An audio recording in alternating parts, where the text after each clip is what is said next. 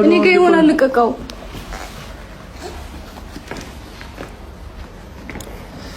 ችግር የለውም እንግዲያው ያው አንቺም ቴንሽን አትሆኚ። እንዴ ምንድነው ልዑል ደስታ ነው አይደለ? አዎ ደስ ብሎትማ መሆን አለበት። ትንሽ መንገድም ረጅም ጉዞ አደረግን ለዛ ይሆናል። እንዴት ነሽ? ይመስገን ሁሉ ሰላም። ተረጋጋሽ? ተረጋጊ። ልጅሽም ደህና ነው። ትላንትና እያለ ነበረ ብዙ ነገር አለን። እንግዲያው ከብዙ ጋር ብዙ ተጨቃጨቅን፣ እናንተም ብዙ ተጨቃጨቃችሁ።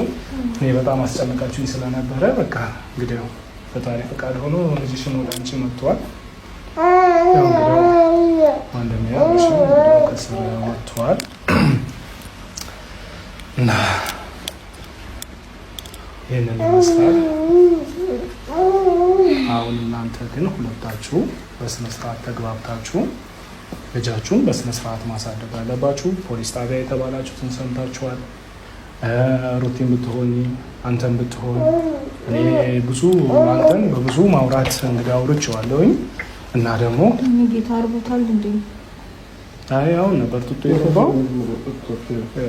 አሁን ነው ጡጦ የወሰደው እና እኔ ከአብርሽ ጋር ብዙ ነገር አውርቻለሁኝ። ከዚህ ባለፈ እናንተ አሁን ብዙ ጊዜ እኔ አብርሽን በውስጥ ነበር እየተቆጣ ያለሁት። አሁን ደግሞ በግልጽ በቤተሰባችሁ ፊት እኔ አብርሽን መቆጣት አለብኝ ብዬ ስላሰብኩኝ አንተም የሰራኸው ስራ ልክ አይደለም። እንደ አባት ልጅ በእርግጥ ልጅ ነው ወልደሃል። ልጅ ልታይ ከልጅ ጋር መሆን በጣም ትናፍቃለህ። አብረው እንድትሆን ከእሱ ጋር መዝናናት ምን ብትል ይህ ያስደስታል፣ እውነታ ነው። ግን በዚህ ሰዓት ይህን እንጨቅላ ልጅ ከእናቱ ለይተህ ወስደህ ሌላ ቦታ ማስቀመጥ አግባብ አልነበረም።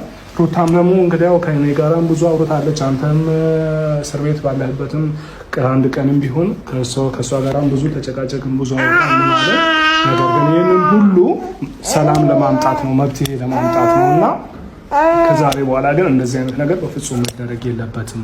አንተም ብትሆን የፈለገ ቢሆን ይህንን ልጅ እንግዲያው ከእናቱ መለየት አይገባህም። ሩቲም ደግሞ ብትሆን እንግዲያው እያየሽው ነው።